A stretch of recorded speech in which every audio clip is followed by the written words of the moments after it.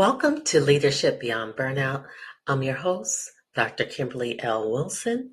Today we are going to dig into some of the questions, and I'm going to give answers for things that came through my DMs and website and emails.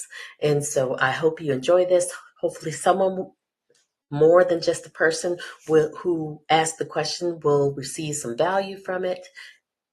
And let's begin to dig right in. I just have a couple of questions.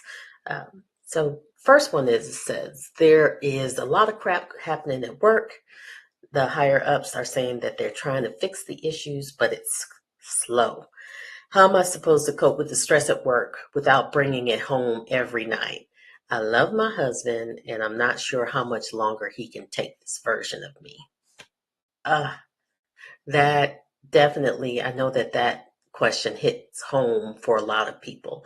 And one of the things that I truly love about this question is that you said not how he can deal with this version of me. So what that says to me is that you've not accepted or adopted that your behavior is you, that this version of you is showing up because of stress, because of the issues that are happening at work, and it's not about you, that you actually have some control over this version, and you can make different choices, and that version of you won't show up anymore. So, how do you cope with the stress at work without bringing it home every night?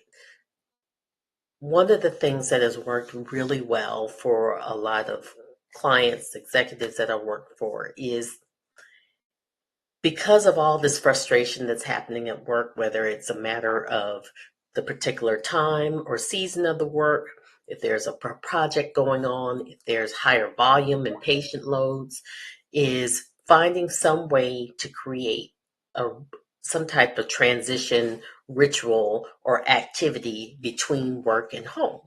So this would allow you to begin to shift your mind, shift your behavior, shift your thinking, and unload the stress between the time that you leave work till you get home. Now, this is a little bit more complicated with the pandemic, and since the pandemic, that so many people are still working from home. So how do you shift from work and home when you're always at home? Okay. So some of my clients, some of the things they've done is just having a room dedicated to work, or having a certain spot in their home dedicated to work, and then it's covered up when the workday is done. They begin to identify how do I a specific time rather that they can begin to transition, and sticking to that and ensuring that there's no notifications, that there's nothing lingering, that they prioritize what gets done so that it doesn't begin to bleed in. At least the tasks don't begin to bleed into the time that's supposed to be dedicated to home, whether that dedication to home is to your partner, to children, to pets, or to yourself. So you can absolutely control the tasks so that they don't bleed over. Now, with your mind and ensuring that you de-stress, that's can be one of the transition activities as well. So that might be something like going for walks, it might be listening to music, it might be engaging in some type of activity, dance. For me, it is Krav Maga. I know I've said that many times. I love Krav Maga, and just the ability to punch, hit things, kick things is really de-stressing to me. And I can just focus on that activity and no longer think about work or things I'm doing at work. So if you can do that, that should begin to help. The third thing that I would suggest is as well talking to your partner. Now, depending upon where the relationship is, this could be an issue of dynamics within the relationship. Are the expectations and responsibilities in your relationship still viable with the stress that's going on at work? if this is seasonal, maybe things can be delegated, maybe things can be shifted. If you have the relationship where you're able to communicate what's going on. Maybe it could just be, even though you do the transition activity, maybe when you enter into the home, maybe you need 15, 30 minutes to just decompress alone before you step fully into your role at home, whether it is wife, mother, partner, whatever that is. Maybe you just need to be in your home, in your space, with some space, and then begin to do that. So have those conversations and figure out what is critical, what can be put off, and maybe things need to shift. Sometimes things can be stopped altogether for a time being. But of course, with some of those repetitive activities like laundry, cooking, trash, things like that, someone's still going to have to do them. So that's why I said having those conversations to see, can we shift responsibilities a little bit, possibly, if it's contributing to the stress and contributing to this version of you that you don't like. If anything was unclear, please don't hesitate to connect with me again through DM and we can speak further. See, the next question is, so how do I deal with all this negativity and lack of support at work without losing my cool? So I'm really curious about the type of work that you do, because that would give me some insight into the type of negativity and whether this is persistent negativity, or just like in the previous question, whether this is cyclical, and it's just something that happens at certain periods of time and you have adequate time to recover between negativity. I don't know if this is around a project or a cycle or a season, but let's get back to the part about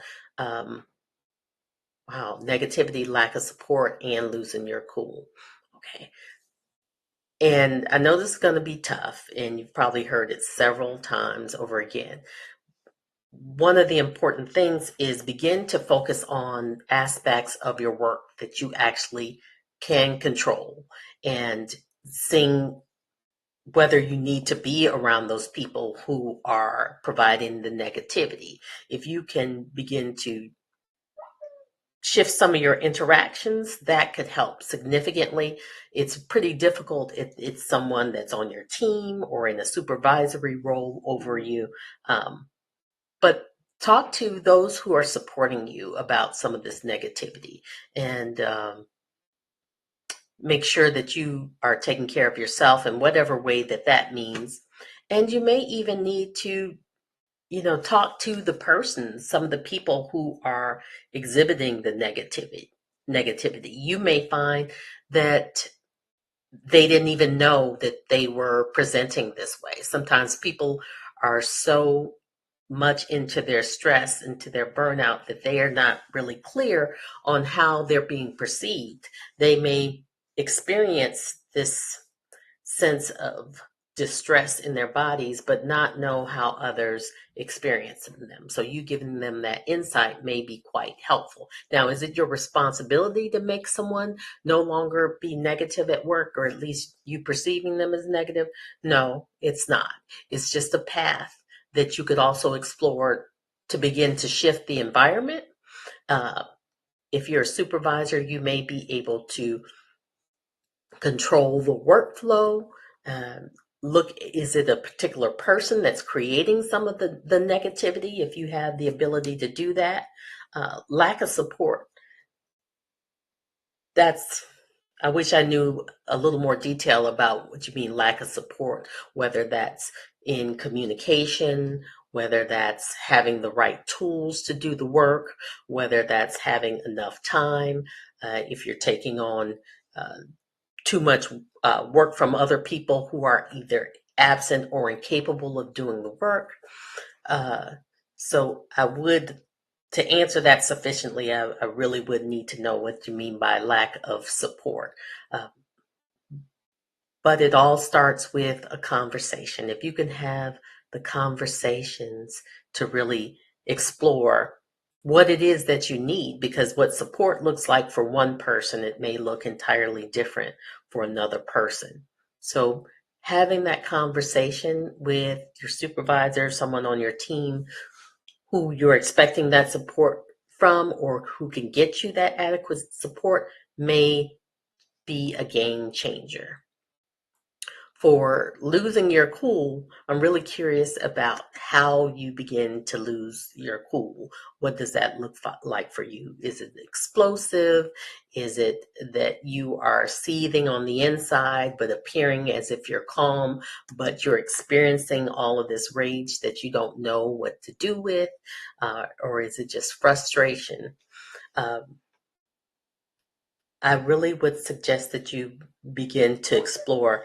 First, define how it is that you want to respond to certain things. Because most of us, we experience the same type of stressors at work. It may not always show up in the same way, but it's similar types of things, whether it's that coworker who is sarcastic, or when you get deadlines that are unrealistic.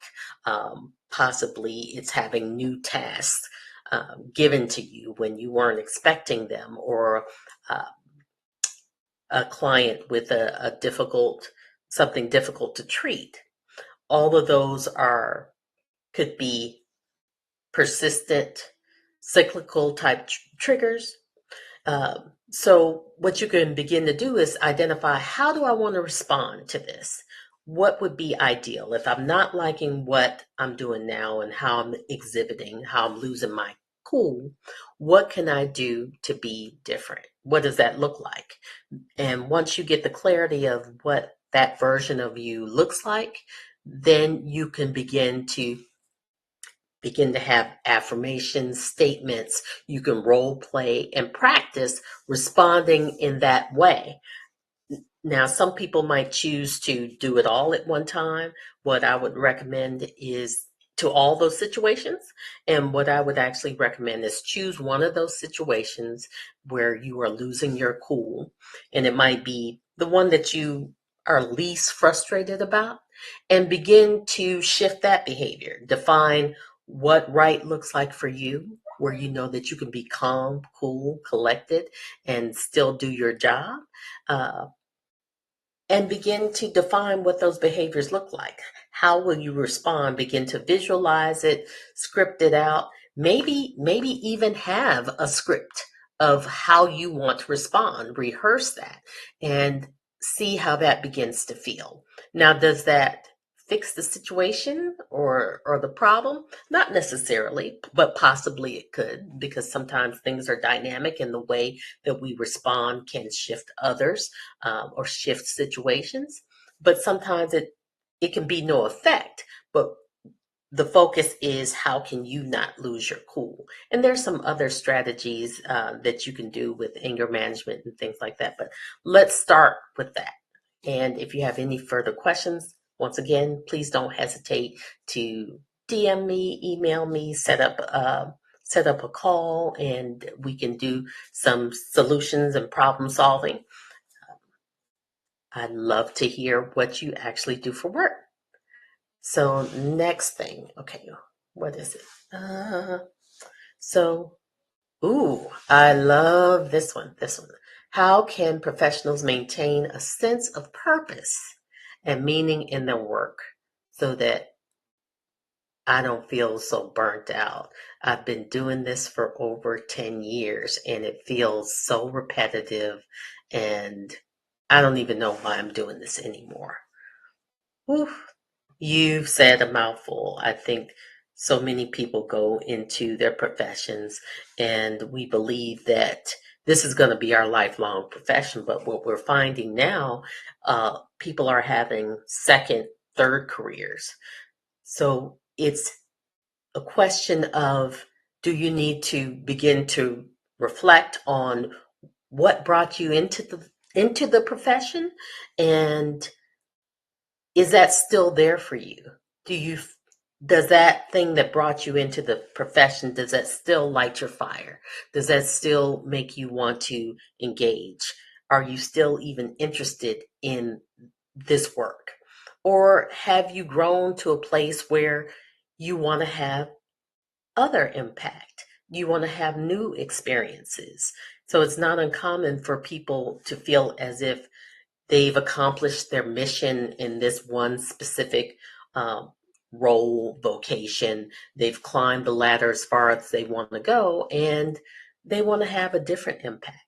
I know one of my guests before, Tanya Fitzpatrick, shared how she went from being a lawyer to travel journalism. So check that episode out. I think it's episode 3, and you can see some of the things that she struggled with when she realized that even though she went to school to become an attorney, she found that that really wasn't her passion. And she explored a lot of different avenues to begin to find what her passion was. Uh, if this is a profession that you want to stay in, you might want to begin to focus on some of your individual successes, whether they're small or they're deeper. You can begin to connect some of those small wins to something that has a deeper meaning so that you feel more satisfaction in your role. Um, Maybe you need to begin to engage in some activities that you feel are more aligned with your personal and professional values. If you can supplement what you're doing with work with something that is possibly more gratifying in volunteer work, or maybe there's a new initiative that you can spearhead at work, something that you've wanted to see happen, but you haven't seen it. It hasn't transitioned or it hasn't changed. You could actually begin to be the change. So um, there, there are a lot of ways that you could actually begin to reinvigorate that sense of purpose and meaning in your work. For some, like I said, for some that is changing your profession. For others, that is finding something that ignites that fire again in work. But it sounds like it's very clear that doing the same thing that you've been doing is not leading a path for you to feel interested, invigorated, and a sense of purpose.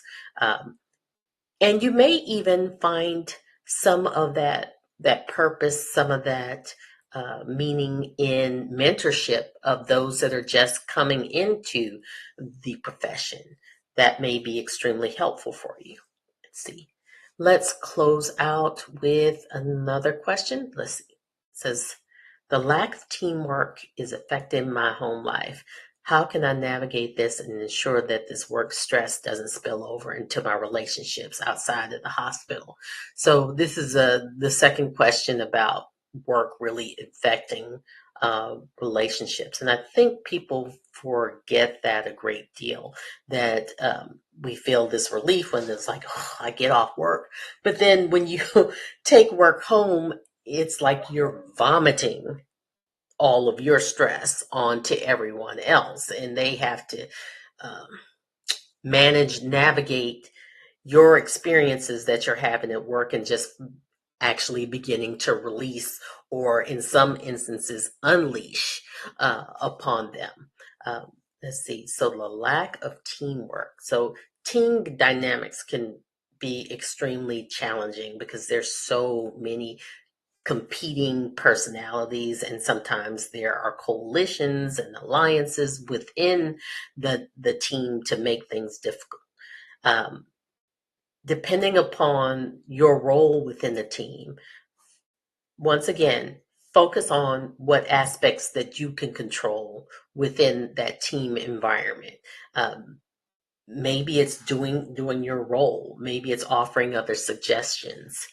In worst case scenario, you might actually see if you can get on another team if it's that difficult to feel a sense of peace or a sense of accomplishment, and if it's really beginning to affect your home life. Or maybe you could be assigned to a different project, a different aspect, a different department, just for a little while to possibly cross train.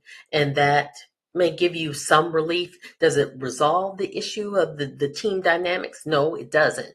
However, it may give you a little bit of relief so that you don't take that work stress home.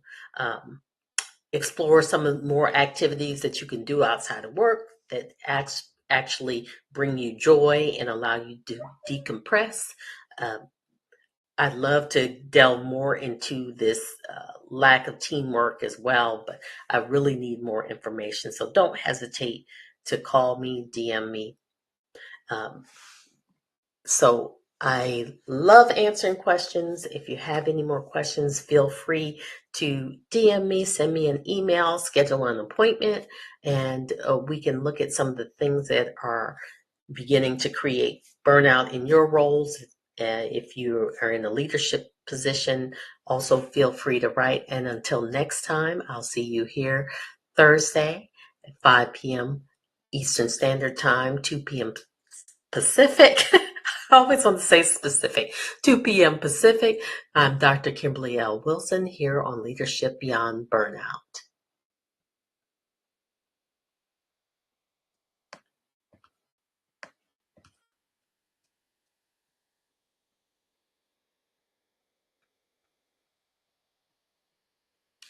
Wow, it's not ending.